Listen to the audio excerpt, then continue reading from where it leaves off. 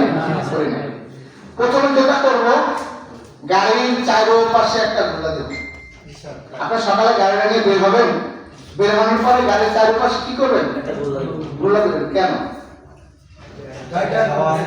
চাকায় হাওয়া আছে কিনা, চাকা চিকনো ঠিক আছে কিনা, বা কোথাও থেকে অয়েল পড়তেছে কিনা, কোথাও থেকে জ্বালানি পড়তেছে কিনা, বলে এগুলো নিচে ভাসবে না? ভাসবে না? তাহলে আমরা যদি ভালোভাবে যদি এগুলো যদি করি, মানে চেক করি, তাহলে আর সমস্যা হবে? হ্যাঁ, সমস্যা হবে না। এক নম্বর চেক আপ হলে যে আমাদের গাড়ির চারপাশে ঘুরে আমাদের দেখতে হবে কোনো চাকায় হাওয়া কম বেশি আছে কিনা, লিক হয়েছে কিনা, পাংচার হয়েছে কিনা দেখতে পাবো।